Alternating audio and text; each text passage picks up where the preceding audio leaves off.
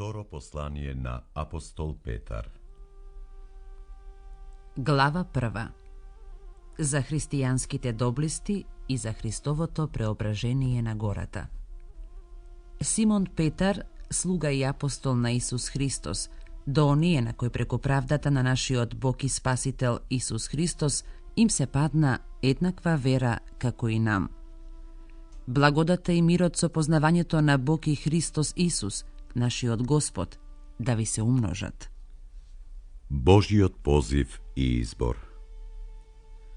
Бидејќи неговата божествена сила ни подари се што е потребно за животот и побожноста, а преку познанието на оној кој не повика со својата слава и совршенство, преку кои ни се дарувани многу големи и драгоцени ветувања, та преку нив да станете учесници во Божјата природа, ако се оддалечите од гнилежот на овој свет. Затоа, грижејки се за ова сестрано, принесете кон верата своја добродетел, а кон добродетелта знаење, кон знаењето воздржување, кон воздржувањето трпение, кон трпението побожност, кон побожноста братолюбивост, кон братолюбивоста љубов. Зашто, ако овие доблести ги има во вас и се умножуваат, тие нема да ве остават празни, ниту бесплодни во познанието на нашиот Господ Исус Христос. А кој ги нема овие доблести, тој е слеп, кусоглед и заборава дека се очистило од поранешните гребови. Браќа, затоа уште повеќе настојувајте да го зајакнете вашиот позив и избор, зашто ако го вршите тоа, никогаш нема да погрешите, бидејќи по таков начин ќе ви се овозможи слободен влез во вечното царство на нашиот Господ и Спасител Исус Христос. Поради тоа секогаш ќе се трудам да ви ги напоменувам овие работи, иако ги знаете и утврдени сте во сегашната вистина. А и право е, додека сум во ова тело, да ве подсетувам, бидејќи знам дека наскоро ќе го оставам моето тело, како што Господ наш Исус Христос ми откри. А ќе се погрижам на ова да се подсетувате секогаш и по мојата смрт. Очевици на Христовата слава. Зашто ние ви ја покажавме силата и доаѓањето на нашиот Господ Исус Христос не преку измислени приказни, туку самите бевме очевици на Неговото величие. Зашто тој прими чест и слава од Бога Отецот, кога од велелепната слава му дојде ваков глас: Овој е мојот возљубен син, со кого се исполнува мојата добра волја. И тој глас што дојде од небото, ние го чувме кога бевме со него на Светата гора. А освен тоа, ние имаме нешто уште поверно, а тоа е пророчкото слово. И добро правите што нему му обрнувате внимание како на светило што свети на темно место, додека денот осамне и деницата засвети во вашите срца. Знаете го прво тоа дека ниедно пророштво од писмото не е собствено кажување на пророкот, зашто никогаш според човечката волја не е изречено пророштво, току светите Божји луѓе зборувале потикнати од Светиот Дух.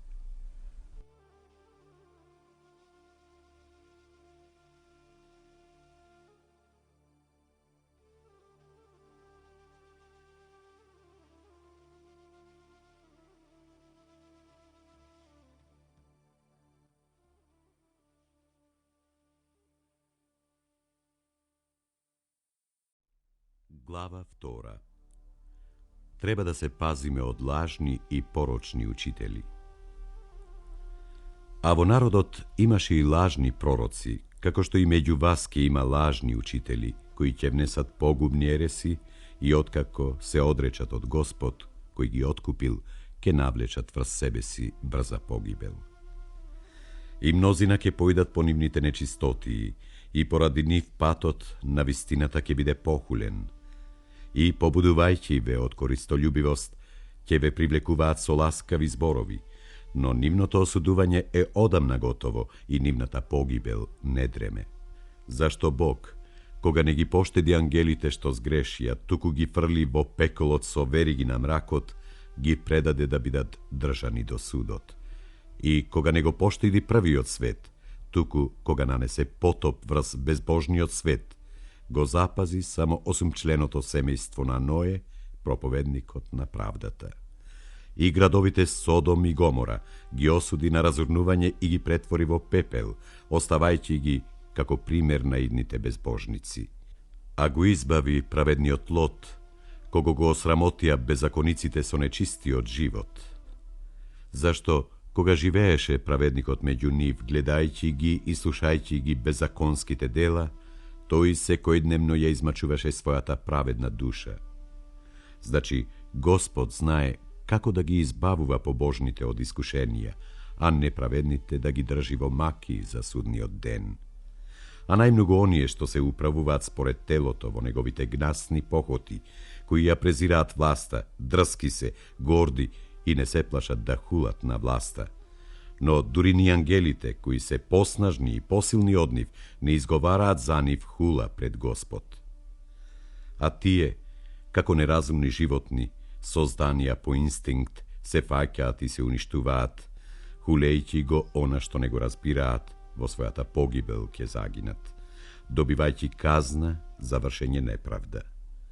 Тие секојдневниот живот во раскош го сметаат за уживање. Тие се срам и грев, насладувајќи се со своите измами додека јадат со вас. Имаат очи полни со прелюбодејство и ненаситни се на грев, ги мамат неутврдените души. Имаат срце привикнато на лакомство, тие се чеда на проклетството. Откако го оставија вистинскиот пат и се заблудија, тргнаа по стапките на восоровиот син Валам, кој засака плата за вршење неправда, но беше изобличен за своето беззаконие. Неразумното животно проговори со човечки глас и го запре безумството на пророкот. Тие се безводни извори, облаци и магли од бура разнесувани. За нив е резервиран мракот на темнината за секогаш. Зашто говорејќи празни зборови, ги мамат на телесни похоти и нечистотија оние кои што туку се оттргнале од тие што живеат во заблуда. Им ветуваат слобода кога тие самите се робови на развратот, зашто кога некој некого победува, тој и го поробува. Зашто ако ги избегнале световните скверности преку познанието на Господ и Спасителот наш Исус Христос, и пак се плеткаат во нив и бидуваат победени, тогаш за такви последното ќе им биде полошо од првото. За нив би било подобро да не го беа познале патот на правдата, откако го познаа да отстапат од светата заповед која им е предадена. Ним им се случува според вистинската поговорка. Песот се враќа на својата блујавица и искапената свиња во калта.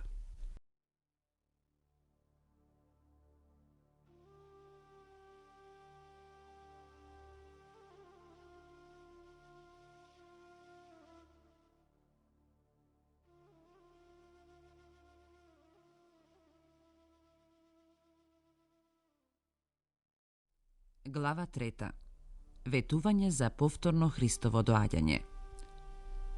Еве, возлюбени, како веќе ви го пишувам второто послание во кое со напомнување ви го разбудувам вашиот чист разум, за да се подсетите на зборовите порано кажани од светите пророци и на заповедта од Господ и Спасителот дадени преку вашите апостоли. Најнапред знаете го тоа дека во последните дни ќе се јават подигрувачи кои ќе се подбиваат и ќе живеат според своите похоти. Ќе велат: каде е ветувањето на неговото доаѓање? Зашто откако татковците наши изумреа, се си стои така како од создавањето на светот. Тие намерно забораваа дека небесата и земјата од порано беа создадени од вода и преку вода со силата на Божјото Слово, преку кое тогашниот свет загина потопен од вода. А сегашните небеса и земјата, пазени од истото Слово, се чуваат за оган во денот на судот и погибелта на нечестивите луѓе. Но внимавајте, возлюбени, да не го изумите само тоа дека за Господ еден ден е како 1000 години, а 1000 години како еден ден. Господ нема да задоцни со своето ветување како што некои мислат забавењето, но долго време трпи, бидејќи не сака да загине некој, туку сите да се покаат. И ќе дојде денот Господов, како крадец во ноќно време. Тогаш небесата со голема бучава ќе ги снема и стихиите ќе пламнат и ќе се разрушат, а земјата и се што е на неа ќе изгори. И така, бидејќи сето тоа ќе се разруши, каков треба да ви биде вашиот свет, живот и побожноста ваша, додека го очекувате и посакувате скорото доаѓање на Божиот ден, во кој небесата ќе се разрушат и основите во оган ќе се стопат. Но ние според неговото ветување очекуваме ново небо и нова земја, на кој ќе се всели правда. Затоа, возлюбени, додека го очекувате тоа, погрижете се пред него да излезете спокојни, неосквернети и непорочни. И долготрпеливоста на вашиот Господ сметајте ја како спасение, како што ви напиша и возлюбениот наш брат Павле, според дадената му мудрост.